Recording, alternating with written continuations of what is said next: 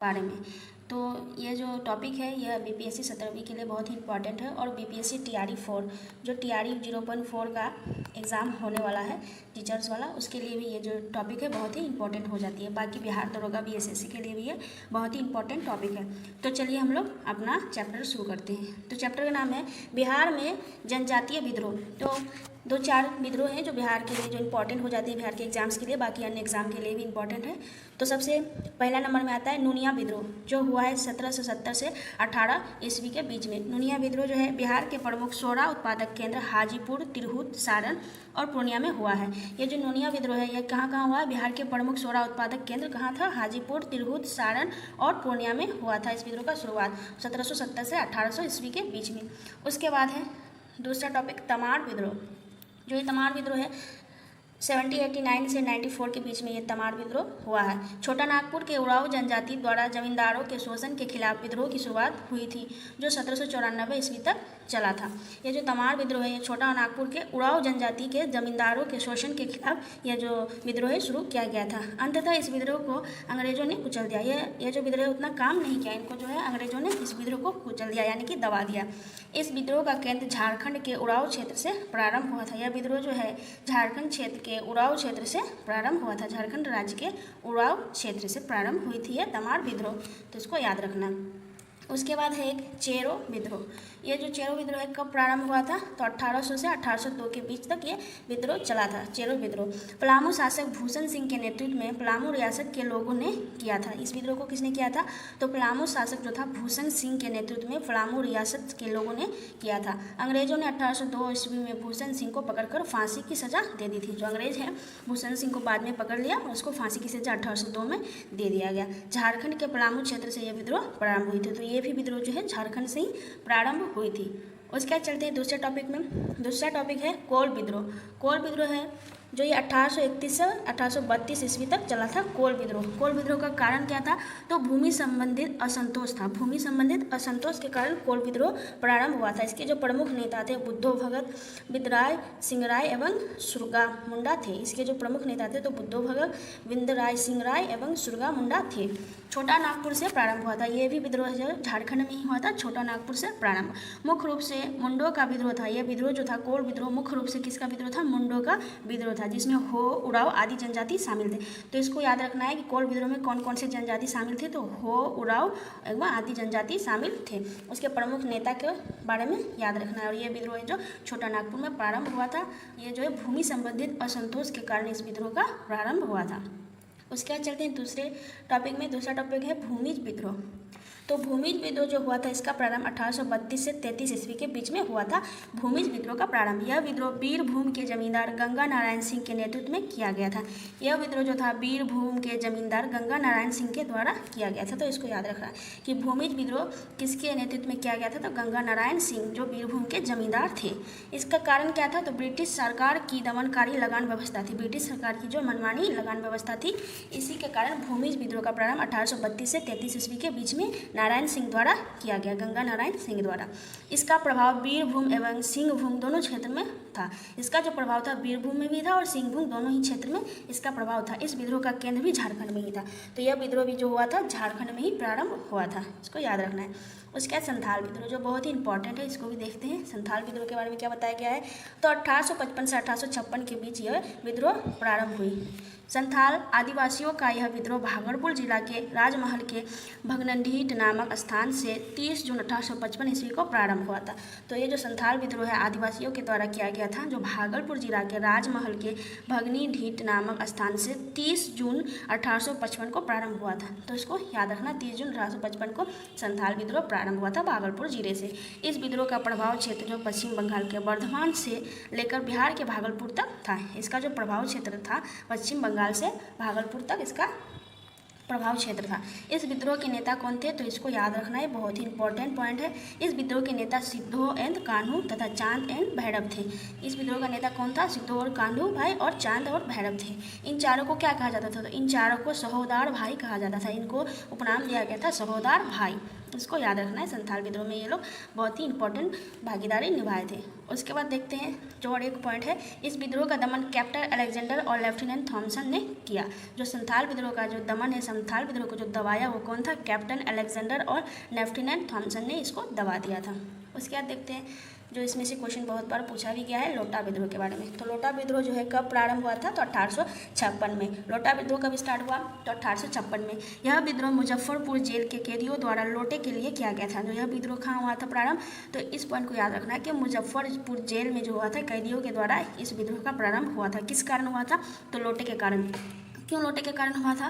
तो देखते हैं। यहाँ प्रत्येक कैदी को पीतल का लोटा दिया जाता था, लेकिन सरकार के निर्णय से पीतल की जगह मिट्टी के बर्तन दिए जाने लगे, इसलिए यहाँ के कैदियों ने विद्रोह कर दिया। तो पहले पानी पीने के लिए कैदियों को पीतल का लोटा दिया जाने लगा। बाद में ब्रिटिश सरकार ने निर्णय लिया कि पीतल की लोटे की जगह इनको मिट्टी के बर्तन या मिट्टी का लोटा दिया जाएगा पानी पीने के लिए। इस वजह से गुस्से में आके कैदियों ने विद्रोह कर दिया। तो बाद में यह विद्रोह सफल भी हुआ। बाद में इनको फिर से पीतल के लोटे में ही पानी दिया जाने लगा। उसके बाद है मुंडा विद्रोह। मुंडा विद्रोह कब प्रारंभ हुआ? 1899 से 1901 ईस्वी तक मुंडा विद्रोह चला। इस आंदोलन का मुख्य प्रवर्तक कौन था? तो आप लोग जानते ही हैं, बिरसा मुंडा थे। मुंडा विद्रोह का जो प्रवर्तक कौन था? बिरसा मुंडा जी थे। वो 1899 से 1901 ईस्वी तक हुआ। इस विद्रोह का मुख्य उद्देश्य क्या था? तो आर्थिक, राजनीतिक एवं धार्मिक स्थिति में परिवर्तन एवं पुनरुत्थान लाना था। इसका कारण क्या था? तो आर्थिक, राजनीतिक एवं धार्मिक स्थिति में परिवर्तन एवं पुनरुत्थान लाना था। तो उसके बाद और कुछ पॉइंट है इसमें। यह आंदोलन एक सुधारवादी प्रयास के रूप में आरंभ हुआ था। यह आंदोलन क्या था? ये जो आंदोलन था सुधारवादी प्रयास के रूप में आरंभ हुआ था। इस आंदोलन के विद्रोह में सरकार ने दमन चक्र चलाया और 3 फरवरी 1900 को बिरसा मुंडा को गिरफ्तार कर लिया गया। तो गिरफ्तार करने के बाद इनको जेल में रखा गया, जिसमें इनको हैजे की प्रॉब्लम हो गई और हैजा से इनकी मृत्यु हो गई। तो कब इसको गिरफ्तार किया गया? तो 3 फरवरी 1900 को बिरसा मुंडा को गिरफ्तार कर लिया गया। इनकी मृत्यु जो है जेल में ही हो गई। हैजा के कारण 1901 में इनकी मृत्यु हो गई। और इन्होंने नैतिक आचरण की शुद्धता, आत्म सुधार, एकेश्वरवाद का उपदेश दिया था। तो इनके उपदेशों को याद रखना है। इन्होंने क्या क्या उपदेश दिया है? तो नैतिक आचरण की शुद्धता, आत्म सुधार और एकेश्वरवाद की इन्होंने उपदेश दिया। उसके बाद देखना है हम लोगों को ताना भगत आंदोलन के बारे में। तो ताना भगत आंदोलन जो बहुत ही इंपॉर्टेंट है, तो इसको देखते हैं। ताना भगत आंदोलन जो है 1914 को प्रारंभ हुई थी। इस आंदोलन का शुभारंभ 21 अप्रैल 1914 को गुमला जिले के बिशनपुर प्रखंड के टोली ग्राम से हुआ था। इसका शुभारंभ कब हुआ था? तो 21 अप्रैल 1914 को गुमला जिले के बिशनपुर प्रखंड के टोली ग्राम में हुआ था। यह जो है यह उराव जनजातियों द्वारा आरंभ किया गया था। इस आंदोलन से जो हुआ था कूका आंदोलन पंजाब क्षेत्र से हुआ था। इसके जो प्रमुख नेता थे वो कौन थे? राम सिंह। इनके जो प्रमुख नेता कौन थे? राम सिंह। पंजाब में कौन सा विद्रोह हुआ था? कौन सा आंदोलन? तो कूका आंदोलन पंजाब के क्षेत्र से हुआ था और इसके जो प्रमुख नेता थे वो राम सिंह थे। उसके बाद यहाँ पे एक नोट दिया गया है कि दीनबंधु मित्र के नाटक जो है उसका नाम है नील दर्पण। और नील दर्पण किसके लिए लिखा गया है? तो किसानों का दुर्दशा का चित्रण किया गया है इस बुक में। ये इस नाटक का नाम क्या है? नील दर्पण। दीनबंधु मित्र के नील दर्पण में किसानों की दुर्दशा का चित्रण किया गया है। तो ये पूछा गया है 17वीं बीपीएससी में और टीचर्स वाले एग्जाम में भी, तो इसको आप लोग याद रखिएगा। उसके बाद है राजस्थान से कौन सा जो जनजातीय विद्रोह हुआ था? तो बिजोलिया एवं भील जो जनजातीय विद्रोह हुआ था वो राजस्थान क्षेत्र से हुआ था। उसके बाद गुजरात जो कच्छ, बेघड़ा, नायक और नयकड़ा, ये चारों विद्रोह जो हुआ था गुजरात से हुआ था। कच्छ, बेघड़ा, नायक और नयकड़ा, इसको याद रखना है कि गुजरात से कौन कौन से विद्रोह हुए थे। तो कच्छ, बेघड़ा, नायक और नयकड़ा। उसके बाद है महाराष्ट्र में याद रखना है कि गडकरी, रामोश्री, सातारा, भील, ये जो चारों जो विद्रोह है वो महाराष्ट्र में हुआ था। गडकरी, रामोश्री, सातारा, भील, इसको देखते रहिएगा और देखते देखते ये सारे जो याद हो जाएंगे। इसको बैठ लेके रटना नहीं है, इसको बस देखना है और देखना है, क्वेश्चन जो है प्रैक्टिस करना है, इससे ही याद हो जाएंगे ये सारे विद्रोह। उसके बाद कर्नाटक में जो है किट्टूर विद्रोह हुआ था। कर्नाटक में कौन सा विद्रोह हुआ था? तो किट्टूर विद्रोह हुआ था। उसके बाद चलते हैं केरल में जो हुआ था मोपला विद्रोह हुआ था। केरल में कौन सा विद्रोह हुआ था? तो मोपला विद्रोह हुआ था और ये कब हुआ था? 1921 को। और किसने किया था? अली मुस्लियार 1921 को मोपला विद्रोह करते हैं। कहाँ से करते हैं? तो केरल से। मैं इसको इसलिए लिखी हूँ क्योंकि ये पूछा गया है और ये बहुत ही इंपॉर्टेंट है, इसलिए इंपॉर्टेंट चीज़ों को ही लिखी हूँ। उसके बाद है तमिलनाडु में जस्टिस और आत्मसम्मान का आंदोलन है वो कहाँ से प्रारंभ हुआ था? तो तमिलनाडु के क्षेत्र से। उसके बाद है आंध्र प्रदेश। आंध्र प्रदेश में रंपा विद्रोह हुआ था, 1879 में ये प्रारंभ हुआ था। रंपा विद्रोह कहाँ हुआ था? तो आंध्र प्रदेश में हुआ था। उसके बाद है उड़ीसा। उड़ीसा में जो है पाइका विद्रोह और खोन विद्रोह हुआ था। उड़ीसा में क्या हुआ था? पाइका और खोन विद्रोह हुआ था। उसके बाद है मेघालय। मेघालय में जो खासी जो जनजातीय विद्रोह हुआ था, कहाँ पे हुआ था? खासी जनजातीय विद्रोह मेघालय में हुआ था। उसके बाद है पश्चिम बंगाल, जो बहुत ही इंपॉर्टेंट है और इससे क्वेश्चन भी पूछे गए हैं। तो देखिए पश्चिम बंगाल में कौन कौन से विद्रोह हुए हैं? चुआर, सन्यासी, फकीर, फरेजी, पागलपंथी और भूमिज विद्रोह कहाँ हुए हैं? पश्चिम बंगाल में हुए थे। इसमें से इंपॉर्टेंट है सन्यासी विद्रोह। सन्यासी विद्रोह है जो, इस विद्रोह को वारेन हेस्टिंग ने हवा दिया। इस विद्रोह को किसने दबा दिया? सन्यासी विद्रोह जो जिसको दबा दिया गया सन्यासी विद्रोह को, उसका नाम क्या है? Warren Hasting. वारेन हेस्टिंग ने ही इस विद्रोह को दबा दिया। उसके आनंद मठ में उल्लेख है, सन्यासी विद्रोह का जो उल्लेख है आनंद मठ में इसका उल्लेख दिया गया है। उसके बाद हम लोग पढ़ते हैं मणिपुर में। मणिपुर में कौन सा विद्रोह हुआ है? तो मणिपुर में कुकी जनजाति, कुकी विद्रोह हुआ है मणिपुर में। उसके बाद असम। असम में कौन सा हुआ है? अहोम। तो उसको याद रखें, असे असम, असे अहोम। असम में कौन सा जनजातीय विद्रोह हुआ है? तो अहोम जनजातीय विद्रोह। उसके बाद है झारखंड। झारखंड बहुत ही इंपॉर्टेंट है। तो इसमें कौन कौन से विद्रोह हुए हैं? हो, कोल, संथाल एवं मुंडा विद्रोह। हो विद्रोह जो है 1820 ईस्वी में हुआ है। उसके बाद कोल विद्रोह जो है 1829 में हुआ है। संथाल जो है 1855 से 56 के बीच में हुआ है। और मुंडा विद्रोह जो है 1890 से 1900 के बीच में हुआ है। इसमें जो संथाल विद्रोह के नेतृत्व करता है उसका नाम है सिद्धो एंड कान्हू। इनको सहोदर भाई का भी दर्जा दिया गया है। संथाल विद्रोह का जो नेतृत्व करता है सिद्धो एंड कान्हू है। उसके मुंडा विद्रोह का जो नेतृत्व करता है वो है बिरसा मुंडा जी, और इसे उलगुलान विद्रोह भी कहा जाता है। जो मुंडा विद्रोह का दूसरा नाम है उलगुलान विद्रोह भी इसी मुंडा विद्रोह का नाम है।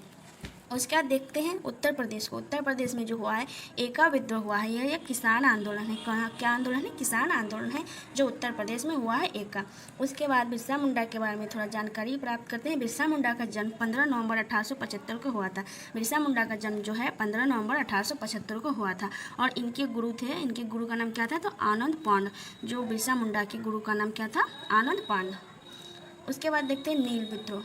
नील विद्रोह जो है बंगाल में हुआ था 1859 से 16 के बीच में नील विद्रोह हुआ था। इसके नेतृत्वकर्ता कौन थे? तो दिगंबर विश्वास और विष्णु विश्वास इसके जो है नेतृत्व करता है। तो ये कुछ इंपॉर्टेंट जनजाति क्रांति जो है, तो इसको जानते हैं कि क्रांति क्या होता है। विद्रोह, क्रांति, आंदोलन, इन तीनों का उद्देश्य क्या होता है? वर्तमान व्यवस्था को बदलना होता है।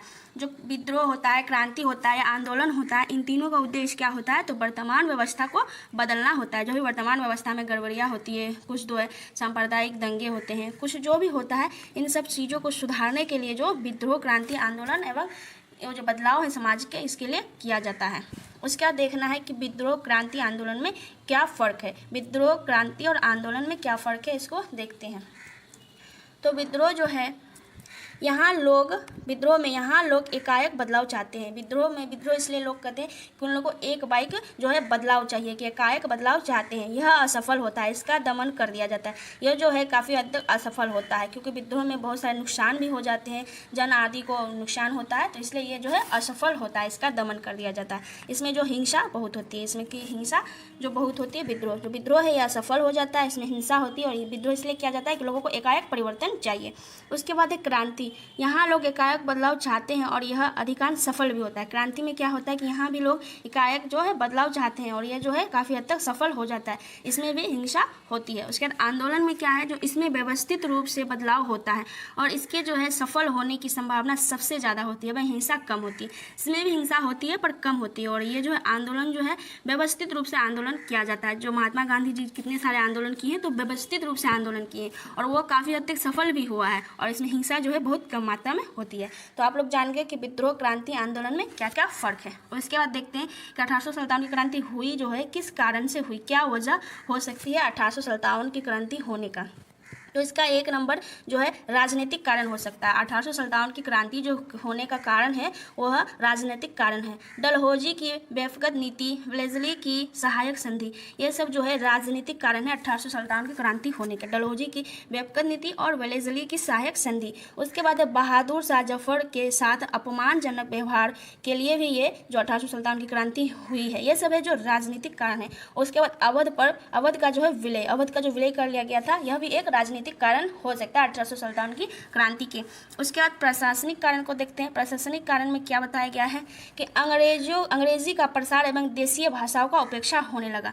जो प्रशासनिक कारण में है, अंग्रेजी जो प्रसार एवं देशीय भाषाओं का उपेक्षा होने लगा था। ब्रिटिश शासन के अप्रिय कानून, ब्रिटिश शासन का जो अप्रिय कानून, जो मनमानी जो वो करते थे, यह भी एक कारण हो सकता है प्रशासनिक कारण 1857 की क्रांति होने का।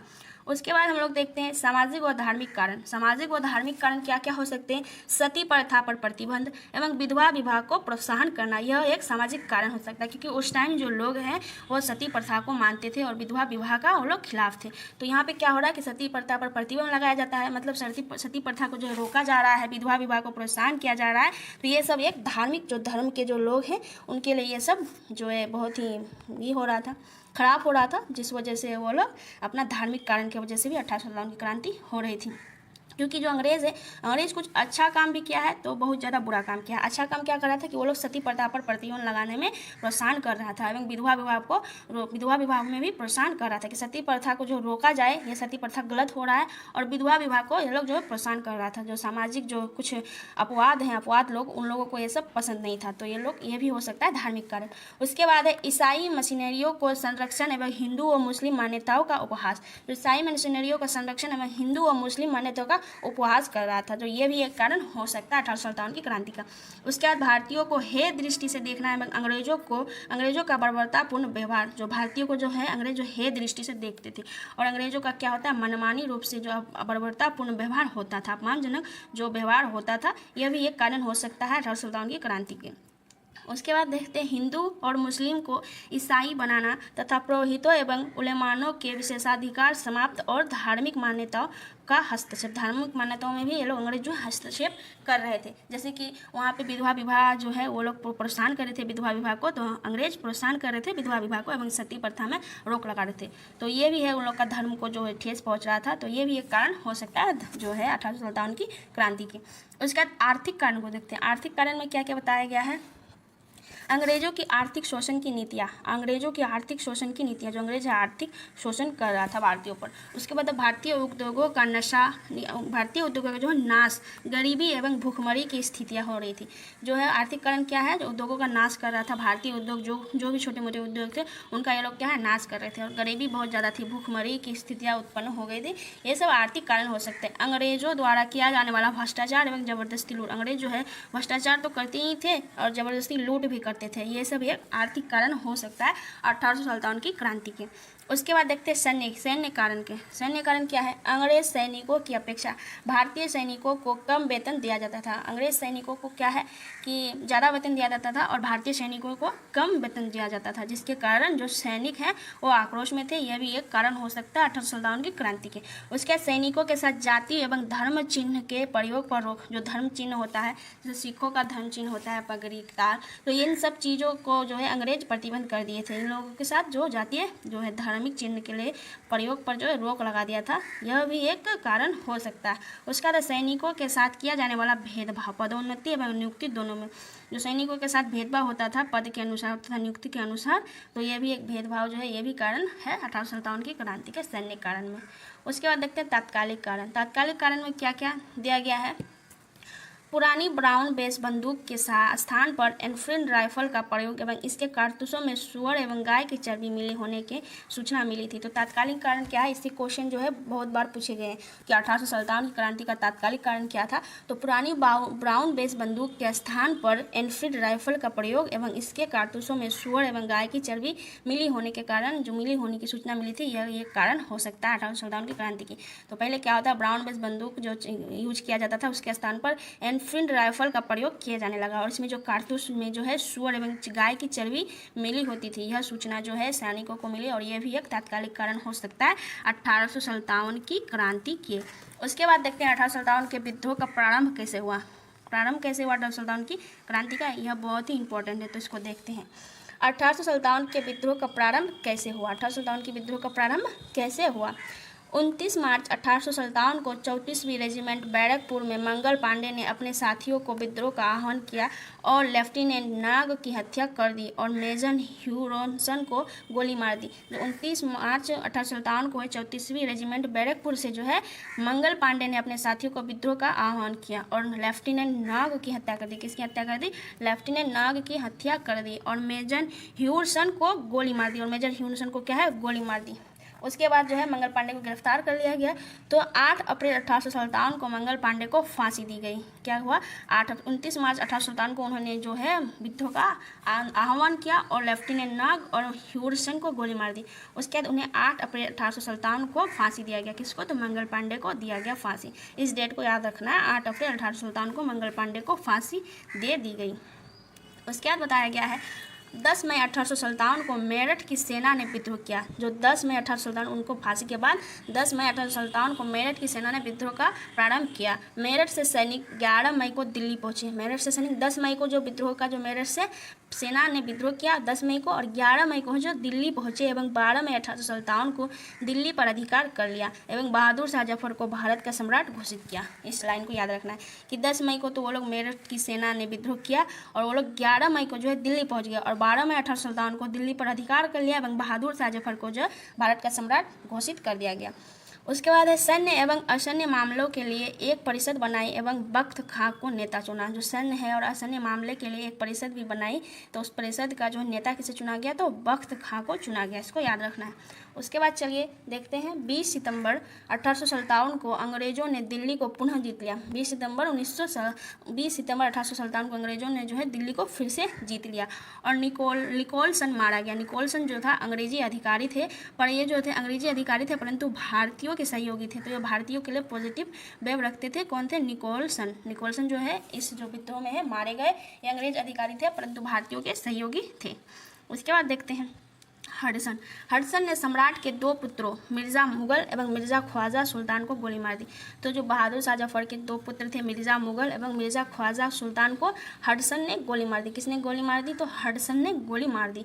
हडसन ने बहादुर को गिरफ्तार कर लिया एवं निर्वासित कर रंगून भेज दिया। उसके बाद हडसन ने जो बहादुर शाह जफर को गिरफ्तार कर लिया। गिरफ्तार करने के बाद इसको निर्वासित करके रंगून भेज दिया गया। उसके बाद 1862 में बहादुर शाह की मृत्यु हो गई। इनकी गिरफ्तारी में इलाही बख्श जो था इसकी भूमिका थी। बहादुर शाह को जो गिरफ्तार किया था हडसन ने। तो इलाही बख्श कौन था? तो बहादुर शाह का समधी था। इलाही बख्श कौन था? बहादुर शाह का समधी था। तो याद रखना है कि बहादुर शाह जफर के जो पुत्रों को है मिर्ज़ा मुगल एवं मिर्ज़ा ख्वाजा को किसने गोली मारा था? तो हडसन ने गोली मारा था। और हडसन जो गिरफ्तार कर लिया था कि इसको बहादुर शाह जफर को, तो कौन धोखा दिया था बहादुर शाह को गिरफ्तार करवाने में? तो इलाही बख्श जो था बहादुर शाह के समधी थे। उसके बाद 1857 के विद्रोह का प्रसार, जो प्रसार है प्रसार कैसे हुआ, कहाँ किसने किया? तो 1857 के विद्रोह का प्रसार तो लखनऊ में कौन किया? 30 मई 1857 को सैनिकों ने विद्रोह शुरू किया। 30 मई 1857 को सैनिकों ने क्या विद्रोह शुरू किया।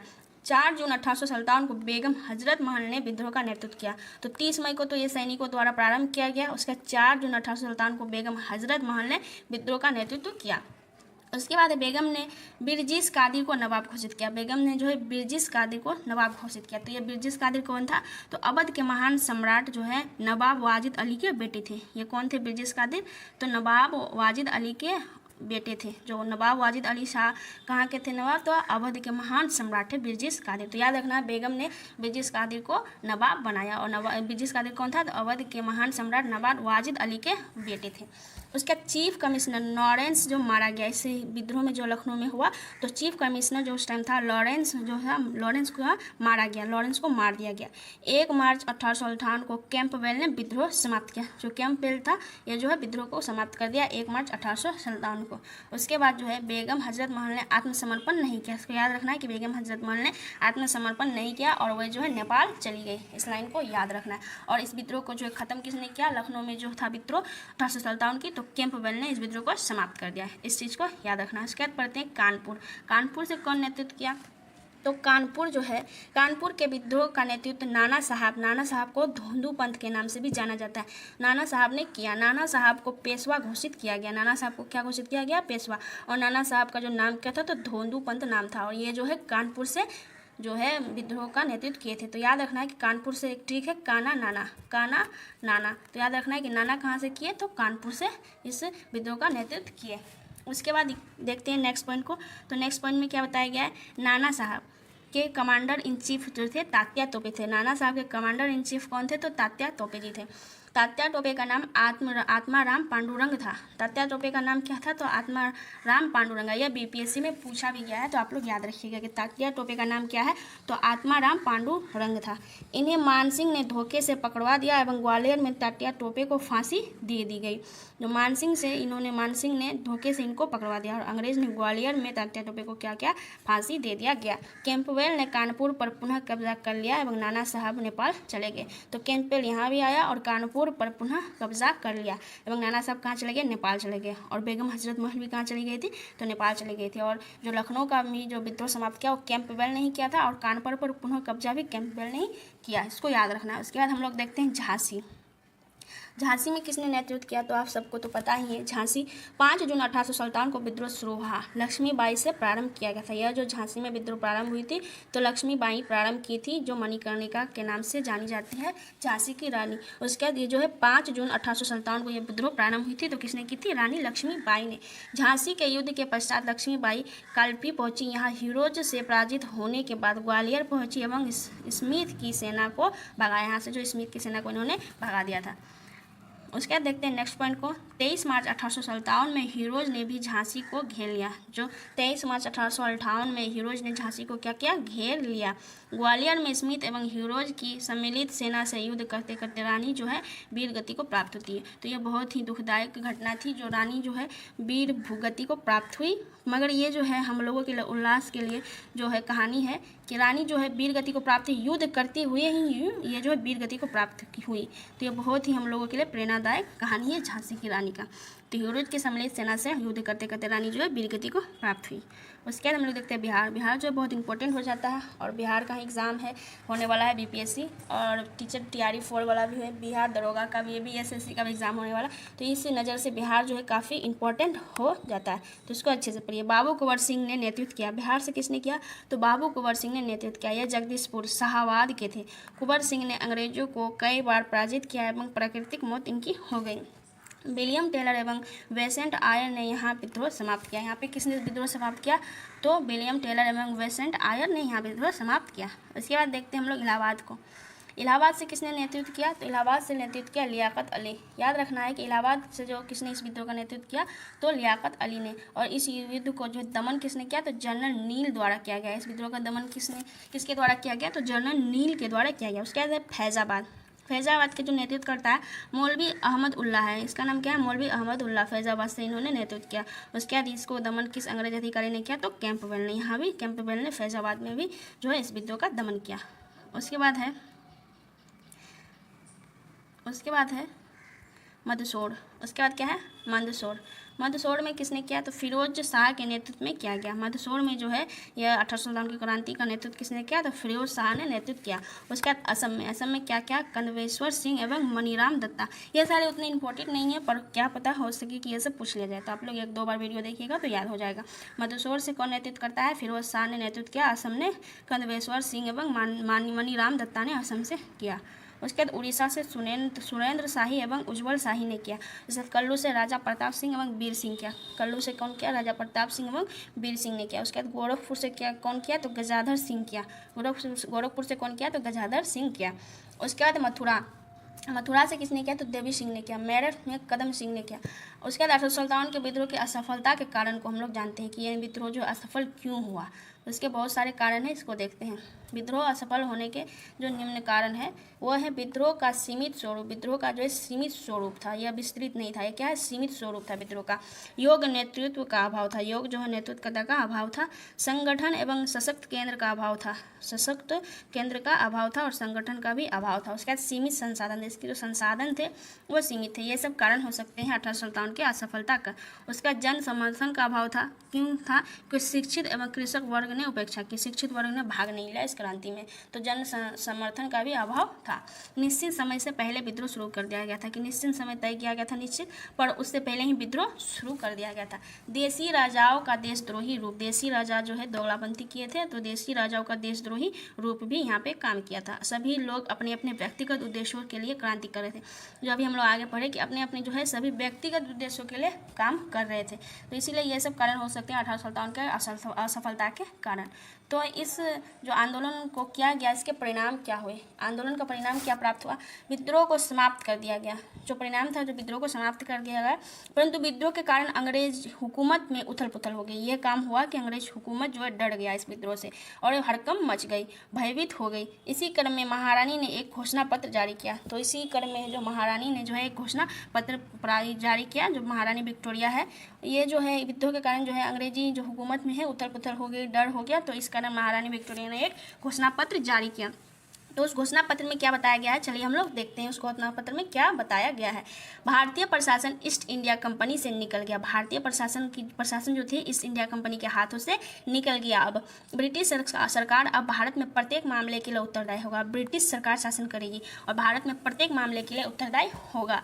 उसके बाद गवर्नर जनरल को वायसराय कहा जाने लगा। गवर्नर जनरल को क्या कहा जाने लगा? अब वायसराय कहा जाने लगा। और प्रथम वायसराय कौन बना? तो लॉर्ड कैनिंग बने प्रथम वायसराय। इसको याद रखना है कि प्रथम वायसराय कौन बने? तो लॉर्ड कैनिंग। इंग्लैंड में एक भारतीय राज्य सचिव का प्रावधान किया गया। इंग्लैंड में एक भारतीय राज्य सचिव का प्रावधान किया गया। तो ये सारे जो है बदलाव हुए 1857 के क्रांति के बाद विक्टोरिया के घोषणा पत्र में ये सब कहा गया था। उसके बाद स्थानीय राजाओं को अधिकार एवं सम्मान का संरक्षण दिया गया। स्थानीय जो राजा थे उनके अधिकार एवं सम्मान को संरक्षण दिया गया। डलहौजी की व्यक्तिगत नीति के सिद्धांत को समाप्त कर दिया गया। डलहौजी का जो व्यक्तिगत नीति था, हड़प नीति, जो इसको भी समाप्त कर दिया गया। भारतीय सैनिकों एवं अंग्रेज सैनिकों की संख्या का अनुपात 5:1 से घटकर 2:1 कर दिया गया, क्योंकि जो है ब्रिटिश जो है डर गया था कि ज़्यादा अगर संख्या में सैनिक रहेगा तो हम लोग को नुकसान होगा। तो 5:1 से घटाकर 2:1 कर दिया गया भारतीय सैनिकों में अंग्रेजी सैनिकों की संख्या। उसके बाद बताया गया अन्य महत्वपूर्ण तथ्य। ये जो है अन्य इंपॉर्टेंट फैक्ट्स है, इसको देखते हैं। 1857 की क्रांति के समय ब्रिटिश प्रधानमंत्री कौन थे? तो विस्काउंट पामस्टन थे। तो इसको याद रखना है कि 1857 की क्रांति के समय ब्रिटिश प्रधानमंत्री कौन था? तो पामस्टन महोदय थे। उसके बाद 1857 की क्रांति के समय गवर्नर जनरल कौन था? तो लॉर्ड कैनिंग था, जो बाद में ये जो है प्रथम वायसराय भी बने। 1857 की क्रांति के समय गवर्नर जनरल कौन था? तो लॉर्ड कैनिंग थे। और इस क्रांति के प्रत्यक्षदर्शी कौन थे? तो उर्दू शायर मिर्ज़ा गालिब। इससे भी क्वेश्चन बीपीएससी पूछा है कि प्रत्यक्षदर्शी कौन थे? तो 1857 की क्रांति के प्रत्यक्षदर्शी जो थे उर्दू शायर मिर्ज़ा गालिब जी थे, इसको याद रखना है। उसके बाद देखते हैं नाना साहब के सलाहकार कौन थे? तो अजीमुल्ला खां जो थे नाना साहब के सलाहकार थे, अजीमुल्ला खां। और इस 1857 के विद्रोह का प्रतीक चिन्ह क्या था? कमल और रोटी। कमल और रोटी इसका जो था प्रतीक चिन्ह था। उसके बाद विद्रोह के लिए कौन सा दिन निश्चित किया गया था? तो 31 मई 1857 जो है विद्रोह का दिन निश्चित किया गया था। उसके बाद यहाँ बताया गया है कि विद्रोह में भाग नहीं लिया, जो भाग नहीं लिया ये जो है असफलता का कारण बना 1857 की क्रांति का। तो साहूकार, जमींदार, शिक्षित वर्ग तथा किसान जो है बहुत कम संख्या में इस विद्रोह में भाग लिए, जो ये एक असफलता का कारण सिद्ध हुआ। उसके बाद देखते हैं 1857 के बाद फौज को नव संगठित करने के लिए आयोग बना। जो है 1857 के बाद जो फौज को नव संगठित करने के लिए एक आयोग बना, उस आयोग का नाम क्या था? तो पील आयोग। इससे भी क्वेश्चन पूछा गया, तो याद रखना है कि पील आयोग क्या है? तो फौज को नव संगठित करने के लिए एक आयोग बना था, उसका नाम क्या था? पील आयोग। उसके बाद इस विद्रोह को जो किसने क्या नाम दिया? स्वरूप। इसका स्वरूप किस प्रकार है और इस विद्रोह को किसने क्या नाम दिया? तो इसको देखते हैं। सैनिक विद्रोह। 1857 की क्रांति को सैनिक विद्रोह किसने कहा? तो लॉरेंस और सीले ने कहा कि यह एक जो है सैनिक विद्रोह था। उसके बाद हिंदू मुस्लिम षड्यंत्र किसने कहा? 1857 की क्रांति को हिंदू मुस्लिम षड्यंत्र किसने कहा? तो जेम्स आउटड्रम एंड डब्ल्यू टेलर ने कहा। जेम्स आउटड्रम एंड डब्ल्यू टेलर ने इसको क्या कहा? हिंदू मुस्लिम षड्यंत्र है। उसके बाद राष्ट्रीय विद्रोह का दर्जा किसने दिया? तो डिज़रायली, जो ब्रिटेन के थे, इन्होंने क्या कहा? 1857 की क्रांति को क्या कहा? तो ये एक राष्ट्रीय विद्रोह है, इन्होंने कहा। कौन? डिज़रायली, ये जो है ब्रिटेन के हैं। उसके बाद देखते हैं राष्ट्रीय विद्रोह जो है, भारत के किस व्यक्ति ने कहा कि 1857 की क्रांति जो है राष्ट्रीय विद्रोह है। इसने कहा अशोक मेहता जी ने कहा कि यह एक राष्ट्रीय विद्रोह है 1857 की क्रांति को। और डिसरायली ने भी कहा कि यह राष्ट्रीय क्रांति है, पर वो जो है ब्रिटेन के, और अशोक मेहता जी जो है वो हमारे भारत के हैं। बर्बरता एवं सभ्यता के बीच युद्ध, इसको किसने कहा, तो टी.आर. होम्स ने कहा कि बर्बरता एवं सभ्यता के बीच यह युद्ध है। 1857 की क्रांति को इन्होंने बर्बरता एवं सभ्यता के बीच युद्ध कहा, टी.आर. होम्स ने। किसने कहा, टी.आर. होम्स ने। उसके बाद सुनियोजित स्वतंत्रता संग्राम, इसको किसने कहा, तो बी.डी. सावरकर जी ने कहा कि यह एक जो है सुनियोजित स्वतंत्रता संग्राम है। उसके बाद यह स्वतंत्रता संग्राम है। 1857 की क्रांति को स्वतंत्रता संग्राम किसने कहा, तो शशि भूषण चौधरी ने कहा। उसके बाद है ये जो कथन है इसको याद रखना, इसमें बहुत कन्फ्यूज़न होता है कि 1857 की क्रांति को तथाकथित प्रथम राष्ट्रीय स्वतंत्रता संग्राम, न तो यह प्रथम न ही राष्ट्रीय न ही राष्ट्रीय संग्राम था। इसको किसने कहा, तो आर.सी. मजूमदार ने। आर.सी. मजूमदार ने क्या कहा कि 1857 की क्रांति जो तथाकथित प्रथम राष्ट्रीय स्वतंत्रता संग्राम, न तो यह प्रथम है और न ही राष्ट्रीय और न ही यह स्वतंत्रता संग्राम था। तो किसने कहा, आर.सी. मजूमदार में। इसको याद रखना है। उसके बाद एक और कथन है, तो ये भी बहुत कन्फ्यूजन क्रिएट करता है। तो 1857 की क्रांति को इन्होंने राष्ट्रीय संग्राम नहीं कहा जा सकता। इन्होंने क्या कहा कि 1857 की क्रांति को राष्ट्रीय संग्राम नहीं कहा जा सकता, परंतु इसे सैनिक विद्रोह की संज्ञा देनी भी गलत नहीं होगा, क्योंकि यह कहीं भी केवल सैनिकों तक सीमित नहीं रहा। इसको किसने कहा, तो एस.एन. सेन ने कहा। कभी कभी बीपीएससी जो है डिफिकल्ट जो है क्वेश्चन पूछते, तो उसी क्वेश्चन में एक ये क्वेश्चन आता है कि 1857 की क्रांति को किसने कहा था कि यह राष्ट्रीय संग्राम नहीं है, परंतु इसे सैनिक विद्रोह की संज्ञा देना भी गलत नहीं होगा, क्योंकि यह कहीं भी केवल सैनिकों तक ही सीमित नहीं रहा है। तो इसको किसने कहा, एस.एन. सेन ने कहा। उसके बाद कुछ पॉइंट्स हैं जो बहुत ही इंपॉर्टेंट है, नोट के रूप में आप लोग देख सकते हैं। जॉन लॉरेंस का कथन क्या था, जॉन लॉरेंस का कथन क्या था कि अगर उनमें से एक भी योग्य नेता निकला होता तो हमें सदा के लिए हार जाते, जो हम हैं जो सदा के लिए हार जाते और अपना बोरिया बिस्तरा बांध के वापस ब्रिटेन जाते। किसने कहा, तो जॉन लॉरेंस ने कहा कि अगर उनमें से एक भी योग्य नेता निकला होता तो हम सदा के लिए हार जाते। उसके बाद जनरल हीरोज का कथन क्या था, जनरल हीरोज का कथन जो था झांसी की रानी के लिए था, यहाँ वह औरत सोई है जो विद्रोही में एकमात्र मर्द थी। इसको किसने कहा, तो जनरल हीरोज का कथन है कि यहाँ वह औरत सोई है जो विद्रोहियों में एकमात्र मर्द थी। तो यह किसके लिए कहा गया, झांसी की रानी लक्ष्मीबाई के लिए। और लक्ष्मीबाई का नाम क्या था, तो मणिकर्णिका का नाम था। तो ये सब जो 1800 करते हैं। Indian national movement, Indian national movement के बारे में आज हम लोग पढ़ेंगे। भारतीय राष्ट्रीय आंदोलन जो बहुत ही इंपॉर्टेंट है। 1885 में भारतीय राष्ट्रीय कांग्रेस की स्थापना हुई। तो भारतीय राष्ट्रीय कांग्रेस की स्थापना कब हुई, तो 1885 को भारतीय राष्ट्रीय कांग्रेस की स्थापना हुई। 1857 का विद्रोह, 1857 का विद्रोह के बारे में पढ़ते हैं। तो यही क्या है, प्रथम स्वतंत्रता संग्राम है।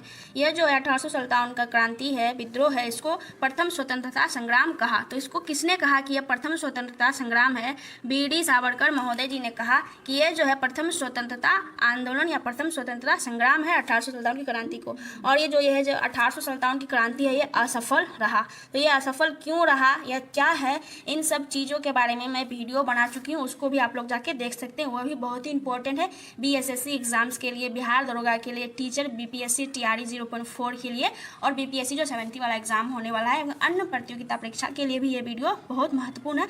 और इससे पहले मैं 1857 की क्रांति के बारे में बता चुकी हूँ, उसको भी आप लोग देख सकते हैं। तो यहाँ पे भारतीय राष्ट्रीय आंदोलन के बारे में पढ़ा रही हूँ, जिसमें हम लोग देखें कि 1885 में भारतीय राष्ट्रीय कांग्रेस की स्थापना हुई। उसके बाद 1857 का विद्रोह जो हुआ, प्रथम स्वतंत्रता संग्राम, इसको किसने कहा, तो बी.डी. सावरकर महोदय जी ने कहा।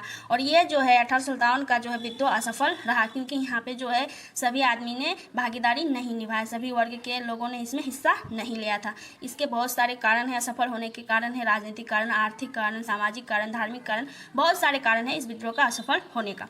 तो हम लोग उसके बाद देखते हैं नोट्स दिया गया है। क्या नोट्स में बताया गया है कि कांग्रेस का फर्स्ट मीटिंग बॉम्बे में हुआ। कांग्रेस का फर्स्ट मीटिंग कहाँ हुआ, बॉम्बे में हुआ। तो इसको याद रखना है कि फर्स्ट मीटिंग कांग्रेस का कहाँ हुआ, बॉम्बे। होना तो वैसे पुणे में था, पर प्लेग के कारण ये जो हुआ बॉम्बे में हुआ। कांग्रेस का फर्स्ट मीटिंग कहाँ हुआ, तो बॉम्बे में हुआ। भारत में राष्ट्रवाद का उदय का कारण क्या है, भारत में राष्ट्रवाद का उदय का कारण है पश्चिमी शिक्षा का प्रकार है, रेलवे का विकास है, समाचार पत्रों का विकास है। भारत में राष्ट्रवाद के उदय का कारण इन तीनों को मुख्य रूप से माना गया है, पश्चिमी भी शिक्षा का प्रकार, रेलवे का विकास, समाचार पत्रों का भी विकास, इन सब चीज़ों के बारे में कारण ही जो है राष्ट्रपति का उदय हुआ भारत में। इन सब चीज़ों को याद रखना है। तो 1857 का विद्रोह जो है प्रथम स्वतंत्रता संग्राम है, इसको किसने कहा? तो बी.डी. सावरकर महोदय जी ने कहा। और कांग्रेस का फर्स्ट जो मीटिंग है बॉम्बे में हुआ, होना थाने बॉम्बे में हुआ, होना जो था पुणे में था, परंतु जो यहाँ प्लेग फैल गई थी जिस कारण इसको बॉम्बे में शिफ्ट कर दिया गया। और जो भारतीय राष्ट्रीय कांग्रेस की जो स्थापना है 1885 को हुई है। इन सब चीज़ों को याद रखना है। उसके बाद चलिए हम लोग नेक्स्ट पॉइंट में चलते हैं। नेक्स्ट पॉइंट में यहाँ बताया गया है वर्नाकुलर एक्ट के बारे में। तो वर्नाकुलर एक्ट जो है 1878 को हुई। वर्नाकुलर एक्ट कब हुई? तो 1878 को हुई। यह जो है देसी भाषा प्रेस अधिकार अधिनियम कहा जाता है इसको। वर्नाकुलर एक्ट जो 1878 को हुई, इसे देसी भाषा प्रेस अधिकार नियम कहा जाता है। मतलब देसी भाषाओं में छपने वाले समाचार पत्रों पर यह जो एक्ट है निगरानी रखती थी। यह जो एक्ट है इसको मुंह बंद करने वाला अधिनियम भी कहा जाता है। और इस एक्ट को किसने लाया था? तो लॉर्ड लिटन के समय यह आया था। तो इसको याद रखना है कि वर्नाकुलर एक्ट कब हुआ था? तो 1878 को हुआ था। यह जो है देसी भाषा प्रेस अधिकार अधिनियम भी है, इसको कहा जाता है। यह क्या है? तो यह देसी भाषाओं में छपने वाले समाचार पत्रों पर निगरानी रखता था। उसके बाद इसे मुंह बंद करने वाला अधिनियम भी कहा जाता है। और यह किसके समय काल में आया था? तो यह लॉर्ड लिटन के समय काल में आया था। तो 1878 का जो वर्नाकुलर एक्ट से है प्रश्न बीपीएससी जो TRE 3 का एग्ज़ाम हुआ है, TRE 3 का टीचर्स वाला एग्जाम हुआ, उसमें यहाँ से क्वेश्चन डायरेक्ट पूछा गया है कि वर्नाकुलर एक्ट कब हुआ? तो 1878 को हुआ था। आप लोग प्रीवियस ईयर क्वेश्चन पेपर अगर लगा रहे होंगे तो आप लोगों को ये क्वेश्चन जरूर मिला होगा। उसके बाद हम लोग देखते हैं नेक्स्ट पॉइंट को। नेक्स्ट पॉइंट में है एल्बर्ट विधेयक 83 को हुआ था। एल्बर्ट विधायक बिल जो हुआ था 1883 को हुआ था, 1883 को हुआ था। इसको याद रखना है। तो इसमें क्या है बताया गया एल्बर्ट बिल में, जो यूरोपीय जज और इंडियन जज को बराबर कर दिया गया था। इस बिल के तहत क्या है, इंडियन जज और यूरोपीय जज को जो है बराबर कर दिया था। तो ये बराबर करने की वजह से अंग्रेजों में जो है आग लग जाएगी। अंग्रेज जो है इस बिल को जो है सफल नहीं बनाएगा, इस बिल का विद्रोह करेगा, क्योंकि उन लोगों को बराबर करने से दिक्कत है। यूरोपीय जज और इंडियन जज बराबर कर दी इस बिल के कारण, जो है एल्बर्ट बिल में 1883 में जो एल्बर्ट बिल आया, इसमें यूरोपीय जज और इंडियन जज को बराबर कर दिया। इसका मतलब क्या है, न्यायिक शक्ति समान कर दी। इसका मतलब क्या है कि न्यायिक शक्ति समान कर दी। और ये जो है ऑब्वियसली बात है, ये जो है अंग्रेजों के लिए बहुत ही बड़ा चीज़ था। तो ये जो है इसको दबाने का प्रयास करेंगे, और जिस कारण से यह बिल जो है असफल रहा। यह बिल क्या रहा, असफल रहा। अंग्रेजों ने इस बिल का विद्रोह किया, लॉर्ड रिपन के समय आया था। यह बिल कब आया, किसके समय काल में आया था, तो लॉर्ड रिपन के समय काल में आया था। और वर्नाकुलर प्रेस एक्ट किसके काल में आया था, तो लॉर्ड लिटन के समय काल में। और ये जो है एल्बर्ट बिल जो है लॉर्ड रिपन के काल में आया था। और ये जो है इसको असफल, अंग्रेजों ने असफल कर दिया। और इस बिल में क्या बताया गया था कि न्यायिक शक्ति समान कर दी गई। तो ये सब इंपॉर्टेंट पॉइंट है, आप लोगों को याद रखना है। उसके बाद हम लोग चलते हैं इंडियन नेशनल मूवमेंट, जिसमें कांग्रेस के बारे में पढ़ते हैं। तो दिसंबर 1885 को कांग्रेस की स्थापना हुई। तो इस टाइम जो है बॉम्बे का गवर्नर कौन था, तो लॉर्ड रे था। कौन था, लॉर्ड रे। और महासचिव कौन था, A.O. ह्यूम। महासचिव कौन थे, तो A.O. ह्यूम थे। और बॉम्बे का गवर्नर उस टाइम कौन था, तो लॉर्ड रे था। जब 1885 में कांग्रेस की स्थापना हुई तो उस टाइम बॉम्बे का गवर्नर लॉर्ड रे था और महासचिव जो थे A.O. ह्यूम थे। इंडियन नेशनल कांग्रेस की स्थापना कब हुई, तो दिसंबर 1885 को याद रखना है। इसकी जो फर्स्ट मीटिंग है बम्बई में हुई। इसकी फर्स्ट मीटिंग कहाँ हुई, तो बम्बई में हुई। बॉम्बे के कहाँ में हुई, तो बॉम्बे के गोकुलदास तेजपाल संस्कृत विद्यालय में हुई। तो इस चीज़ को याद रखना है। इससे भी बीपीएससी में क्वेश्चन 66 पीटी वाले एग्जाम में जो है इससे प्रश्न पूछा गया है। आप लोग प्रीवियस ईयर क्वेश्चन लगाइएगा तो देखिएगा। तो बॉम्बे के गोकुलदास तेजपाल संस्कृत विद्यालय में जो है कांग्रेस की स्थापना हुई। उसके बाद ये जो मीटिंग है, होना तो पुणे में था लेकिन प्लेग के कारण बॉम्बे में हुई। जो होना, ये मीटिंग कहाँ था, तो बॉम्बे में होना था। कहाँ होना जो था, ये पुणे में होना था, और कहाँ हुआ, तो बॉम्बे में हुआ। इसको याद रखना है। और इसके फर्स्ट प्रेसिडेंट जो बने वो BMS चंद्र बनर्जी जी बने। इसके फर्स्ट प्रेसिडेंट कौन बने, कांग्रेस के, तो BMS चंद्र बनर्जी। इसको याद रखना है। उसके बाद इसमें 72 लोग भाग लिए थे। इसमें कितने सदस्य थे, तो टोटल 72 सदस्य थे कांग्रेस के मीटिंग में। इसे क्या कहा जाता है, तो 72 बहादुर भी कहा जाता है। इन सभी सदस्यों को 72 बहादुर के नाम से भी जाना जाता है। और गवर्नर जनरल इस टाइम कौन था, तो लॉर्ड डफरिन थे। इसके समय काल में कौन था गवर्नर जनरल, तो डफरिन थे। तो इसका ट्रिक है, एक कि ट्रिक ही है, इसको रियल लाइफ में नहीं लेना है, कि कांग्रेस का जब गठन होगा, कांग्रेस का जब स्थापना होगा तो कोई डफर आदमी ही करेगा। तो इससे याद रखना है कि डफरिन, कांग्रेस का जो स्थापना हुआ, कांग्रेस की जो मीटिंग हुई उस टाइम गवर्नर जनरल कौन था, तो लॉर्ड डफरिन, इसको याद रखना। और बिहार से एक भी प्रतिनिधि नहीं थे। और सबसे अधिक जो था, सर्वाधिक बॉम्बे से सदस्य था, 72 में से 38 सदस्य जो थे वो बॉम्बे से ही थे। उसके बाद हम लोग पढ़ते हैं बंग भाषा प्रकाशन सभा। बंग भाषा प्रकाशन सभा के संस्थापक कौन थे, तो राजा राममोहन रॉय। राजा राममोहन रॉय जो थे बंग भाषा प्रकाशक सभा के संस्थापक थे। स्थापना 1836 में हुई। इसकी स्थापना जो 1836 में हुई। राजा राममोहन की मृत्यु 1833 में हो गई थी, लेकिन इसकी स्थापना पहले ही कर चुके थे, अनऑफिशियल तरीके से पहले ही कर चुके थे इसकी स्थापना। उनकी मृत्यु 1833 में हुई और इसकी जो है स्थापना 1836 में हुई। किसके द्वारा, राजा राममोहन रॉय के द्वारा। उसके बाद हम लोग आगे देखते हैं जो लैंड होल्डर सोसाइटी के बारे में। लैंड होल्डर सोसाइटी क्या है, तो इसके बारे में पढ़ते हैं। लैंड होल्डर सोसाइटी की जो है स्थापना 1838 में कलकत्ता में हुई। 1838 में लैंड होल्डर सोसाइटी की स्थापना हुई कलकत्ता में। राधाकांत देव, जेम्स प्रिंसेप, देवेंद्र नाथ टैगोर इनके सदस्य थे। तो इसको याद रखना है कि लैंड होल्डर सोसाइटी की स्थापना कहाँ हुई, तो कलकत्ता में 1838 को हुई। और इनके सदस्य कौन थे, मुख्य रूप से राधाकांत देव, जेम्स प्रिंसेप, देवेंद्र नाथ टैगोर। उसके बाद हम लोग पढ़ते हैं ब्रिटिश इंडियन एसोसिएशन के बारे में। तो इसके जो संस्थापक थे राधाकांत देव थे और ये कलकत्ता में 1851 को स्थापित हुआ था। अधिकतर इसमें जो है जमींदार वर्ग शामिल थे। ब्रिटिश इंडियन एसोसिएशन में अधिकतर जो है जमींदार लोग ही शामिल थे। उसके बाद हम लोग देखते हैं इंडियन एसोसिएशन के बारे में। तो इंडियन एसोसिएशन जो है कब लाया गया, तो 1875 से 76 के बीच में इंडियन एसोसिएशन को लाया गया। इसके संस्थापक जो है सुरेंद्र नाथ बनर्जी थे। इसके संस्थापक कौन थे, तो सुरेंद्र नाथ बनर्जी और ये जो है आनंद मोहन बोस, और जो कौन थे, आनंद मोहन बोस थे। इन सब चीज़ों को याद रखना है कि इंडियन एसोसिएशन के संस्थापक कौन थे, तो सुरेंद्र नाथ बनर्जी थे और आनंद मोहन बोस। और कब हुई इसकी स्थापना, तो 1875 से 76 के बीच में हुई। इसी संगठन में ICS एज मूवमेंट यानी कि इंडियन सिविल सर्विस चलाया गया और फर्स्ट ICS अधिकारी कौन बने, सो सत्येंद्र नाथ टैगोर बने। तो इसको याद रखना है कि फर्स्ट ICS अधिकारी कौन बने, तो सत्येंद्र नाथ टैगोर बने। और ये जो है मूवमेंट, ये जो इंडियन सिविल सर्विस कब लाया गया था, तो इंडियन एसोसिएशन 1875 से 76 के बीच में लाया गया था। और इस एसोसिएशन के संस्थापक कौन थे, तो सुरेंद्र नाथ बनर्जी और आनंद मोहन बोस थे। उसके बाद हम लोग पढ़ते हैं सुरेंद्र नाथ बनर्जी जो फर्स्ट ICS अधिकारी बने, उसके बारे में हम लोग कुछ देखते हैं। ये जो है सुरेंद्र नाथ बनर्जी कांग्रेस की पहली बैठक में शामिल नहीं हो पाए थे। ये जो है कांग्रेस की पहली बैठक में शामिल नहीं हो पाए थे। इसका न्यूज़पेपर है, न्यूज़पेपर एक क्या है, जिसका नाम है बंगाली। बंगाली जो है इंग्लिश भाषा में लिखी गई है। न्यूज़पेपर का नाम क्या है, सुरेंद्र नाथ बनर्जी का, तो बंगाली। और बंगाली न्यूज़पेपर का भाषा क्या था, इंग्लिश भाषा में लिखी गई है। और इनका एक बुक भी है, बुक से भी क्वेश्चन पूछा गया है, तो इसको याद रखना है।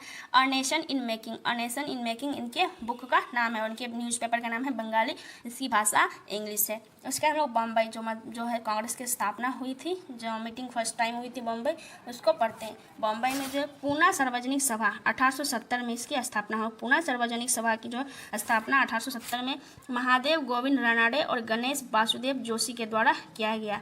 जो ये पूना सार्वजनिक सभा का जो स्थापना है 1870 में किया गया महादेव गोविंद रानडे और गणेश वासुदेवन जोशी के द्वारा। महादेव गोविंद रानडे को महाराष्ट्र का क्या कहा जाता है, सुकरात। तो इससे भी क्वेश्चन पूछा गया BPSC में कि महाराष्ट्र का जो है सुकरात किसको कहा जाता है, तो महादेव गोविंद रानडे को महाराष्ट्र का सुकरात कहा जाता है। उसके बाद हम लोग देखते हैं बॉम्बे प्रेसिडेंसी को।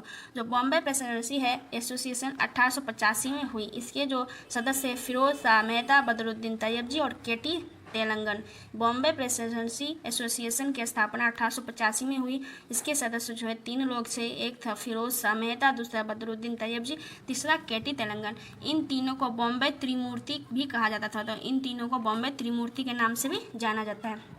उसके बाद देखते हैं मद्रास महाजन सभा के बारे में। मद्रास महाजन सभा का जो स्थापना है 1884 को G सुब्रमण्यम अय्यर और वीर राधावाचारी, P आनंद चालू, V रंगैया नायडू इनके अध्यक्ष है। V रंगैया नायडू इसके अध्यक्ष है। और संस्थापक में जो है कौन कौन सदस्य थे, तो वीर राधावाचारी, P आनंद चालू, G सुब्रमण्यम अय्यर। और 1884 में इस महाजन सभा जो मद्रास महाजन सभा की स्थापना हुई। और मद्रास महाजन सभा के जो है अध्यक्ष वो बने V रंगैया नायडू। उसके बाद हम लोग देखते हैं नेक्स्ट पॉइंट को। तो